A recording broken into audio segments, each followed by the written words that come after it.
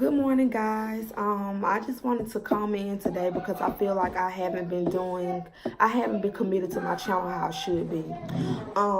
Today's video is going to be titled, how I handle or how to handle postpartum depression. Okay, as you guys know, I have three children, Jaden, Kaylee, and Noah. Jaden is 6, Kaylee is 5, and Noah is 7 months. So Jaden and Kaylee are 10 months apart. I think my postpartum depression started a little after Jaden was born. It's like I always question myself, am I going to be a good parent? Am I going to be able to provide for my baby? Am I going to be able to make sure he has everything he needs? Am I going to have a support system? You know, it was just so much going through my mind. And at that time, I had an apartment. We stayed in Marietta, Georgia. And it was okay because I had started building my own support system there. I originally went up there with my uncle and aunt. Then I branched off and tried to do stuff on my own. I used the MARTA transportation bus line a lot to learn my way around. And it actually helped me because maybe like a year or two later when I did started driving, I knew where everything was. And I learned that Atlanta is just a big circle, you know. And from there, like, I was working at a daycare at the time. I actually was working there I worked there for about 3 years on off because I had, I'll get to that when I get to that. But I was walking and it was like an hour walk, y'all. I don't know sometimes where my strength comes from. Well, I know it comes from God, but at the same time, it was crazy because what feared me the most, that's around the time when things started happening a lot and you used to have to always look over your shoulder. Well, you do now too, but you always looking over your shoulder, you know. And I was walking like an hour to work, an hour from work, and I was a floater at the time, so I was closing the daycare center, which meant that I wouldn't be getting home. I would get off at like 6:30, and I wasn't getting home till like 7, 8 o'clock at night. So you know how that is to see a young black woman walking alone by herself at night. I felt so horrible, y'all. And the way that I had to walk, it was like a neighborhood, but like to walk through it was about 30 minutes long. It was like a path, and I'm like, the way that it's made, my back would always be turned towards the car. So I'm like, God, I used to pray so much, y'all. So I just got to the point where I felt like I couldn't do it, you know, like I just felt like I just couldn't do it anymore. So my aunt, I was like, you know, she came and visited me. That's my favorite auntie, y'all. I love that lady to death. She's like my mother. Like, she's everything. She's my strength when I'm weak. She's everything. She loves my children as if they were her own. Anytime that I needed something, she was there. Anytime that I need something now, she's there. If I can't get anything for the children, I'm like, auntie, they need clothes. She's there. Never question me about anything. She's very encouraging. Very, very encouraging. So, back to what I was telling you guys. I actually reached out to my auntie and I was like, auntie, I think I want change, you know. I wanted to go up there with my auntie because if you're around positive energy, your outcome is always positive. So my auntie, she was a genuine person, and she really wanted to see me do good for myself. She don't just say, oh, I want to see you do good for yourself. She actually meant it, and I could tell through her actions. So what I learned was, I didn't know how to drive, y'all. I didn't have a license. I didn't have nothing. I went to North Carolina with my auntie. I was pregnant with Kaylee. Actually, I was about to have Kaylee maybe like 2 months later from when I got there. There was a whole nother story because, y'all, the Medicaid. Hold on 1 second. Jaden and Kaylee, y'all are too loud, okay? I'm doing my video. So, what I was saying, when I got there, y'all, it was such a hassle. Now, like the food stamps and stuff, girl, they gave them to me like the first day that I went up there asking for them. They gave me a card. I'm like, okay, you know, I had my little motivation going, like, okay, as long as I can feed my children, I know my auntie not going to be asking me to contribute to bills right now because she's trying to help me get on my feet and establish myself. So, I ended up getting the EBT. Now the Medicaid, y'all, they gave me such a hard time. And at the time, the weather there was like really, really bad.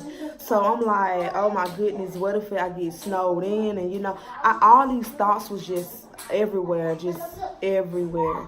So, to make a long story short, I was there about 2 to 3 weeks before I even got anything into place for the Medicaid, and I had to lie to them and tell them that my water broke because it seemed like they wasn't trying to help me. They wouldn't see me in the hospital, which I never heard of that, because in Georgia, you have to attend to the people. You have to attend to them if they come in there, whether they have Medicaid or not, and especially a pregnant woman. Y'all, only thing they did, plugged me to the machine and said that you're having contractions, but there's nothing that we can do without your Medicaid. So at that moment, I wanted to just fall down on my knees and just cry my eyes out because I was hurting, y'all. Y'all see, I'm a very small, I'm small. So I probably was even smaller then. Every time that I carried a baby, I was all belly. And at the end, because I'm so little, it hurt so bad for me to even just stand up. So it's like I was waddling. If you was to see me from the back, you wouldn't even know I was pregnant until I turned around. I was all baby. I'm probably going to try to drop a picture like right below so that y'all can see just how big I was with Kaylin. She was only 7 pounds or something. Now, Jaden, he was almost a 9-pound baby. I know y'all like, how in the world, because how small I am. But Jaden was definitely almost 9-pound baby. And I wasn't even eating that much. Maybe towards the end, I started eating a lot. But I can't even tell y'all which pregnancy was the worst. I just hate morning sickness. I had it a little bit with Noah, but I can't really just say, oh, this pregnancy was worse than the next. To me, it's a beautiful thing. So you don't see the bad in it. Oh, girl, they done shut the room door and my baby in there. Hold on one second. Why y'all shut the room door? My baby is in here. Make sure y'all clean this stuff up. Jaden, I did not tell y'all to take y'all shoes off. Put your shoes back on. Y'all about to go. And fix the top on that. Fix the lid on that basket. Yeah, y'all about to go in a little bit. Just put your shoes back on. Okay, y'all, I'm back. I'm sorry about that. So as I was saying, yeah, all of them was fine. But you know, like I said, I went to my auntie house when Jaden was about 10 months, y'all. 9 or 10 months. Yeah, because Kayla did, yeah, that's right, about 9 or 10 months. So, you know, thoughts are going through my head like I'm not working. And where she stayed was like a military town. I didn't really have experience or work history like that because the daycare was my very first job, y'all. And you know, daycare is lovely, don't get me wrong. I had a bad experience, so it kind of took my love away from it. But at the same time, I kind of want to find my way back to it, but you just don't make enough money, you know, especially when I have 3 children. I know I don't know. It'll be something that I have to think about, but I was like, Lord, how am I going to buy diapers? Because both of them were in diapers at the same time for about a year or 2 straight, y'all. It's like everything I did, I had to turn right back around and teach, or it was just crazy. So, you know, that's going through my mind like, oh, my goodness, like, what am I going to do? Because I can't go and apply for anything because nobody's going to hire me and I'm pregnant. I'm actually about to have my baby. So, you know, so what ended up happening, I went into labor, y'all. I actually scheduled because Kaylee was a C-section. All of them were. Jaden was emergency C-section. She was a C-section. And because of what I've heard, I just kept going down that route because I was told that was the safer route. If you start having a C-section, just continue to do that to avoid any kind of risk. So she was scheduled. So y'all, I actually drove myself to the hospital. I had an appointment, I think it was like 6 a.m. I had drove myself, I'll never forget, because it was snowing, y'all. Oh, it was snowing. And my aunt, she had given me like my own freedom and stuff. She had a Honda there and they had a second car. And she let me use the Honda. She taught me how to drive, girl. After 3 times of failing that driving test, only because when you go to a different state, it's like you have to reprogram yourself. Like, driving is different everywhere. And they had, like, roundabouts and stuff. And I'm like, wait a minute. How am I going to do this? And I kept failing the test due to the parallel parking, y'all. I'm like, don't nobody have to parallel park, so why am I having to learn this? But y'all think that just got tired of me, because the third time he literally was telling me, okay, do this. When you make a turn, you know, he was basically just telling me everything to do. So anyways, I got my license in North Carolina. So with that being said, back to, I know this is all over the place, back to what I was saying. So my aunt ended up, she came to the hospital with me after I had the baby. Well, she was there when I had him. It was just really early. I had to go do the paperwork, so I drove myself. I didn't want to wake her up that early. She bought Kaylee so much stuff, y'all. And then it was like a good feeling to know, take a deep breath. You don't have to worry about anything, and to get help and not also feel like you're a burden on someone. So what ended up happening was she bought everything I needed for Jaden and Kaylee. And then, yeah, she even, after we left the hospital, she went around and took me around, and we sat in the car. She bought so much stuff for them, y'all, like for the whole season. Like, and she had bought, the hospital was trying to make me put Kaylee on the milk that Wick would give me. Jada, I'm doing a video, okay? Your baby fell. Okay, I'm coming. Y'all, 1 second. Y'all probably knocked them over. Give them to me. Give me my baby. No, I'm on one. They took you and knocked you over, didn't they? I know it. They took you and knocked. Go back in there. I gotta hurry this video up, because they're gonna be trying to tell me I got a 14-minute limit.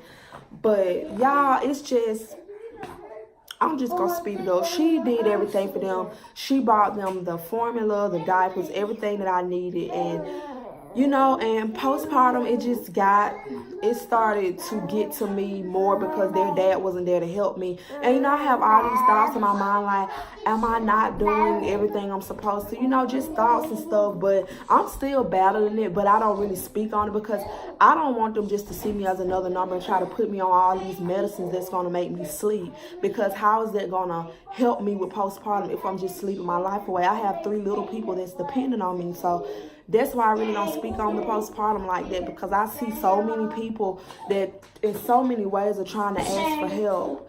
Y'all, go back in y'all room.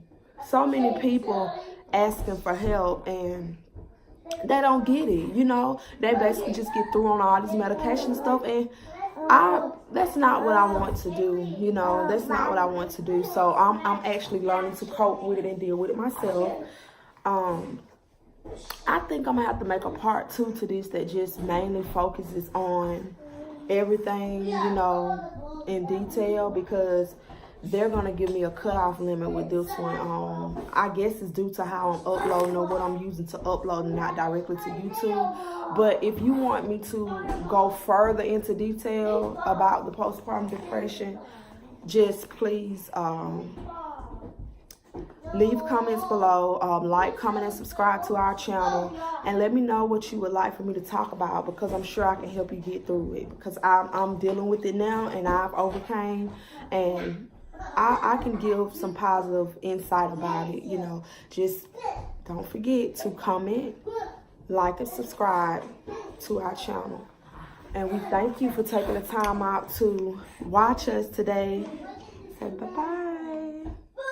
Say bye-bye. Say bye-bye. Say bye-bye. Thank y'all.